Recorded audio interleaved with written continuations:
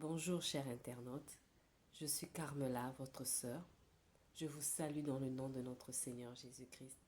Peu importe l'heure à laquelle vous allez suivre cette capsule de vidéo, que ce soit le matin, à midi, le soir, bonjour, bonsoir à vous, que Dieu vous bénisse, que Dieu vous fasse du bien au travers de ce que nous allons partager sur cette vidéo. Dernièrement, je vous disais que j'allais commencer une série de vidéos autour du thème « Et si Jésus-Christ était le centre de ta vie ?» Et ce soir, je voudrais m'adresser aux chrétiens. Je voudrais m'adresser à ceux qui connaissent déjà le Seigneur. Un jour, on t'a parlé de Jésus. Tu as accepté Jésus comme ton Seigneur et ton Sauveur. Tu as commencé ta marche avec lui. Et il y a une chose que l'on doit comprendre. Notre marche avec le Seigneur repose sur des principes, repose sur des règles. C'est vrai, la grâce est là.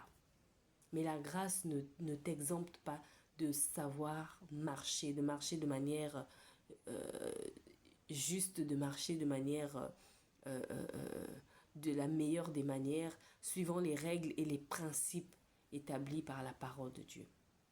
La Bible ne t'exempte pas de ça.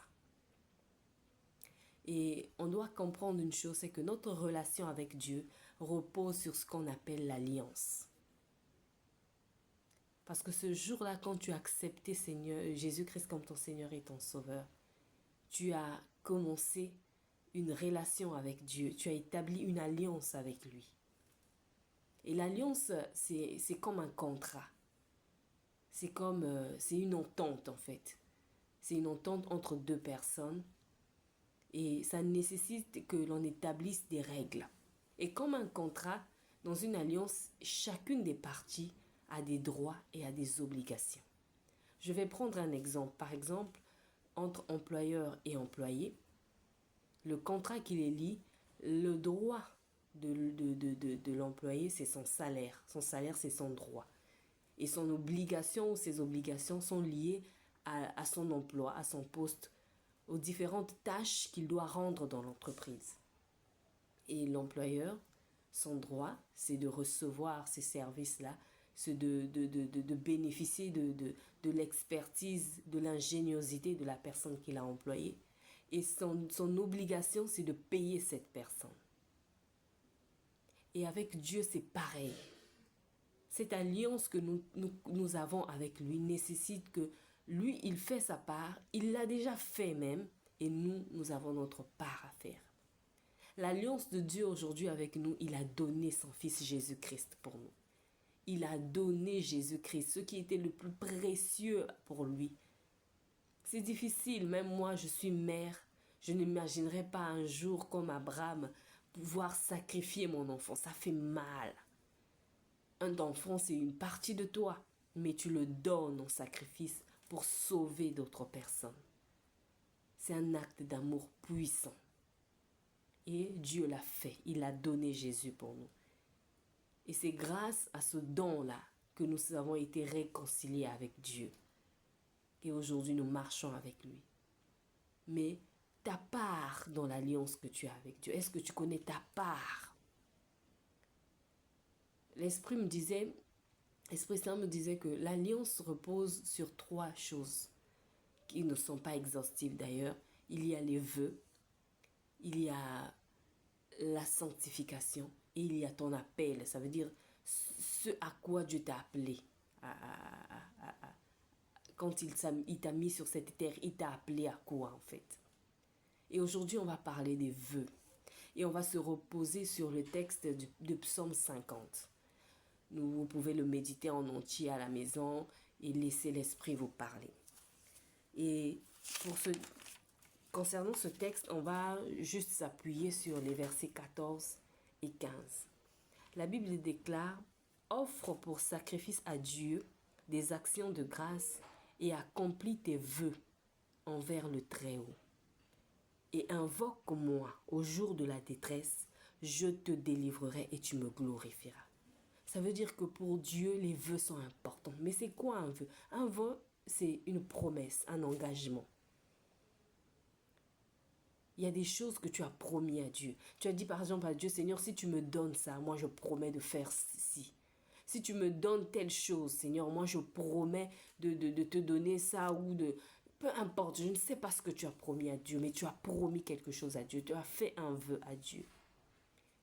Et la Bible déclare dans Deutéronome 23, verset 22, si tu t'abstiens de faire un vœu, tu ne commettras pas un péché. Donc ça veut dire que lorsque tu fais un vœu et que tu ne l'accomplis pas, tu commets un péché. Et la Bible nous dit encore dans Ecclésiaste 5, verset 4, lorsque tu as fait un vœu à Dieu, ne tarde pas à l'accomplir, car il n'aime pas les insensés. Accomplis le vœu que tu as fait. Les vœux sont des choses qu'il ne faut pas prendre à la légère. Ne promets pas à Dieu une chose que tu n'es pas sûr d'accomplir. Ne promets pas à Dieu une chose que tu n'es pas sûr d'accomplir. Alors quel vœu tu as fait à l'Éternel? Accomplis ce vœu. Parce que le fait que tu n'accomplisses pas ce vœu-là, ça fragilise ton alliance avec Dieu. Ça fragilise ton alliance avec Dieu. Parce que des fois, tu te demandes, mais Seigneur, moi je prie, parfois je prie, j'ai l'impression que tu ne m'écoutes pas, tu ne m'exauces pas. Mais Dieu t'a dit quoi? Il dit, accomplis tes vœux envers le Très-Haut et invoque-moi au jour de la détresse, je te délivrerai. Quel vœu tu as fait à l'Éternel? Qu'est-ce que tu lui as promis que jusque-là tu n'arrives pas à faire? Ou bien tu fais de manière bancale. Aujourd'hui tu fais, demain tu ne fais pas. Tu as par exemple promis à Dieu, Seigneur, je vais être partenaire à l'église. Je vais donner chaque mois, par exemple, 10 000 francs. Aujourd'hui, ce mois, tu donnes. Le mois prochain, tu ne donnes pas. Et le manque de constance, aussi ça, Dieu n'aime pas ça. Sois constant. Sois constant dans ton engagement. Si tu as promis à Dieu que chaque mois, je vais faire telle chose, tu dois le faire. La Bible te le dit. Si tu t'abstiens de faire un vœu, tu ne commettras pas de péché. Donc, si tu n'es pas sûr que cet engagement que tu vas prendre, que cette promesse que tu veux faire à Dieu, tu vas l'accomplir. Si tu n'es pas sûr de l'accomplir, ne prends pas cet engagement. Ne fais pas cette promesse. Ne fais pas ce vœu. Parce que lorsque tu fais un vœu à Dieu et que tu ne le tiens pas, ça fragilise ton alliance avec Dieu.